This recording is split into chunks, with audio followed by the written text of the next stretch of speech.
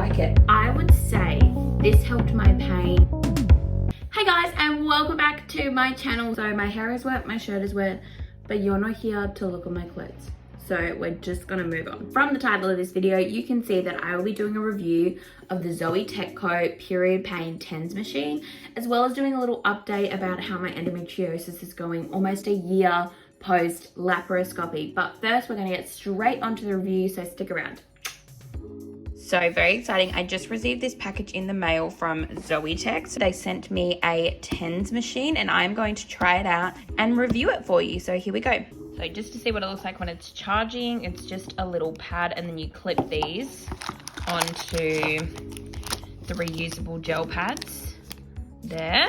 So it's charging right now, and then once it's done, I'll clip it on and put it on my skin and give it a go. All right, so I have just been doing like editing kind of work on my phone and my computer, but I haven't been in pain, but like a little bit uncomfortable, so I thought I'd give this a test out because I really want to try it. I've charged it up now. The people on their Instagram seem to be putting it a bit higher than where I would put it, like where I usually put my heat packs, but I think I'll just put it where it feels comfortable, right? So it's got this little thing, and like I'm going to keep this detachable strip because obviously this has to stick to your skin. It's very sticky. This has to stick to your skin, so I'm going to keep that to make sure they stay good, although there's replacement packs. I don't really want to use them unless I have to, especially if this works. Okay, I think I need to turn it up a bit. It's comforting. I think I like it. And I've just put my pants straight over the top of it, so it is much more convenient than carrying a heat pack around. I still think it needs to be lower. It's here right now, like that's where it is, but like obviously my uterus is even lower than that, so I'm gonna reset it. Yeah, that's better. So it's sitting about here at the moment. I can definitely see how this would be comforting and like it would help the muscles to relax, because you'd almost think the opposite, but I kind of thought it looked a bit like those machines that say they're gonna give you abs, and I'm not about that life. I think I like it. Yeah, very convenient. It's just sitting at the bottom there, just chilling. I'll let you know what I think about it. So now you have seen me try it out a little bit and unbox it. I'm going to do a review. I would say this helped my pain. I'm going to say a 3 or a 4 out of 5. I have not yet found a pain management solution that has been a 5 though. Can I just say that? I would say this is pretty on par with my heat pack, but it was definitely easier to wear around the house.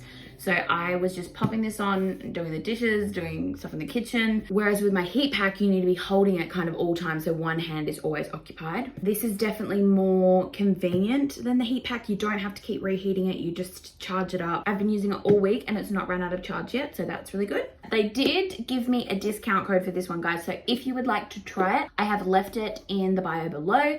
If you want to go check it out and see if that's something you'd be interested in, then please do, and getting a bit of money off will definitely be nice. So I'm gonna say 3.5 out of 5. And would I use this again? Yes, I'm definitely going to be putting this in my pain management regime, which I'm going to talk about right now with my endometriosis update. So I have had a bit of pain today, so I've got my little machine on while I'm filming this. So there's a few questions that I'm going to be answering in today's video. I'm going to be talking about how my pain is, how my life has changed since having the surgery, what things do I do to manage my pain, and how do I feel about my diagnosis a year later. So those are the main 4 points I'm going to hit in this video. So first up, my pain. I think this is something other people go through too, but my pain for the first couple of months after the surgery had almost gone completely. I thought I was completely fixed. I was like, this is great.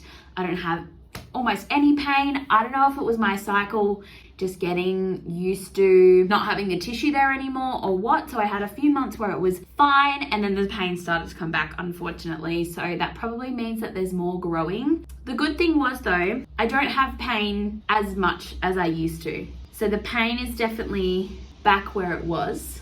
However, there was a time before I got my surgery where I was in pain probably 3 weeks of every month. Even if it wasn't crippling pain, like the week before I was expected to get my period and the week after, it just was not good. And that was on the pill. But I have come off the pill since then. I have been off the pill for probably 3 months now. Best decision of my freaking life. The pill wasn't great for me personally. I just felt so out of control of my body. So honestly, I came off to try and get a bit more control, and I want to get my period back. Like, that is my goal. I am so determined to do that. However, coming off the pill, I have noticed there is more pain. So that is something you have to assess, but I personally assessed it as, I think I would rather the physical pain than the mental side effects and the physical side effects in regards to how my body is taking all those hormones. That's pretty much with pain. The pain's definitely back, but I am just trusting my body is doing what it's supposed to. And if it gets to a point where it's starting to get unbearable again, I will go back to the gynecologist and discuss options. But for now, I'm doing pretty good and just managing my pain day to day and trying to just listen to my body and let it kind of guide me. Oh God, just don't talk about that. It's a bit of pain in the back. It's okay. We're okay. Okay. Take a deep breath.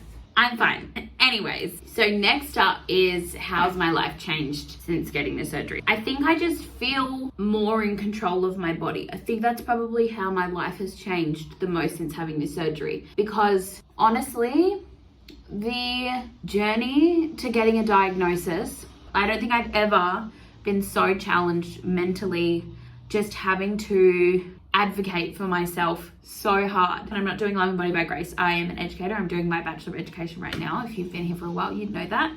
I am so used to advocacy for other people, for children, for people who cannot use their own voice. But advocating for yourself with professionals is something that I would not wish upon anyone. I just felt so ignored, and it was such a hard thing to get through. So I think my life has changed the most in the sense that now when I'm in pain, I know where it's coming from. Now when I cannot get out of bed because I'm in so much pain, I don't feel crazy. I feel like I have more control. I think that's probably how I would explain it. If you know the type of pain I'm talking about, you know what I'm talking about. You feel so out of control. So to have like a little bit of that control back, oh, it's just been like heartwarming just to even have an understanding. So I think that's probably what's changed in life for me the most. I've been able to get a bit of normality back because I know why I'm having pain, at least. If that makes sense. I did not explain that very well, but I'm sure you got the gist of it. Point 3 is pain management. So what have I found most effective since having this surgery and finding out I have endometriosis to dealing with pain? My heat pack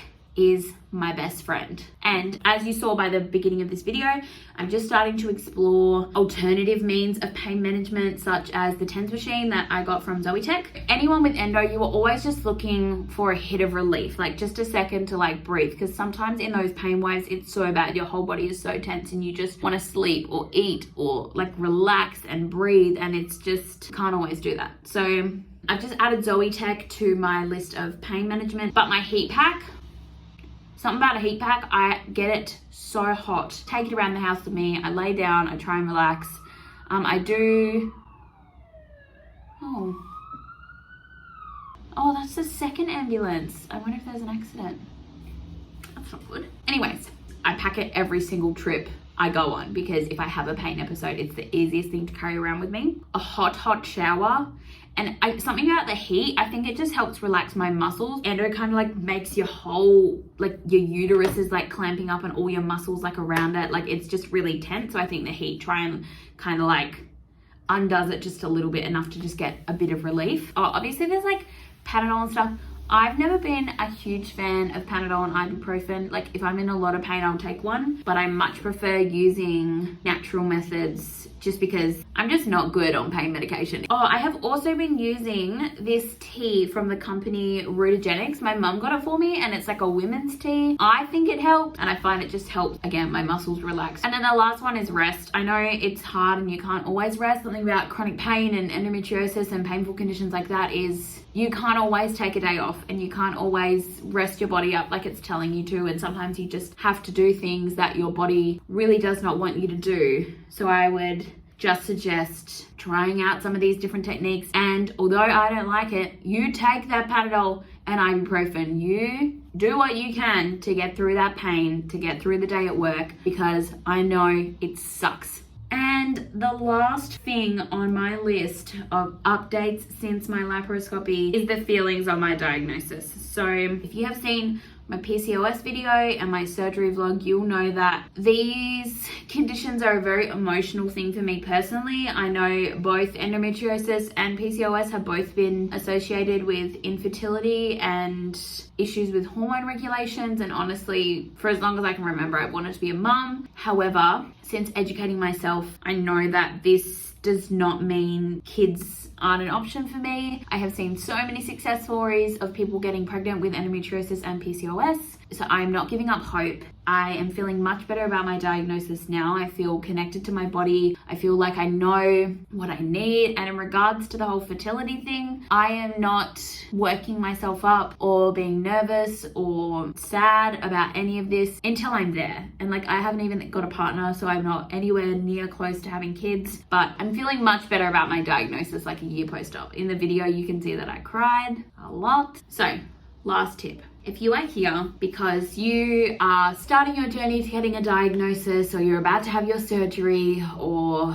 you are just getting sick of it, I just want to say it does get better. It wasn't for very long, because I've always believed that my body screams at me for a reason. There was a time, probably around the third practitioner, when I could not see the light at the end of the tunnel. I could not see why I was having this pain and why no one could figure out what was wrong, because it was so horrible that how could I be having this pain and nothing is wrong with me? And I thought I was crazy, and they thought I was crazy.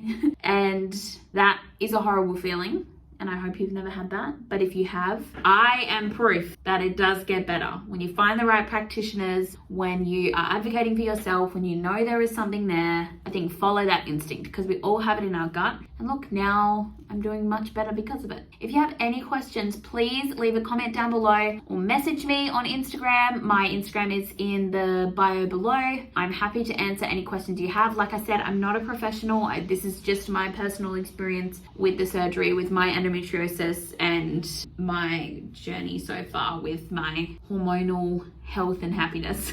That is all for today's video, guys. Thank you so much for being here and for watching. If you haven't already, please make sure you hit that subscribe button and the like button, as I post every single week. Good luck, and I'll see you next week.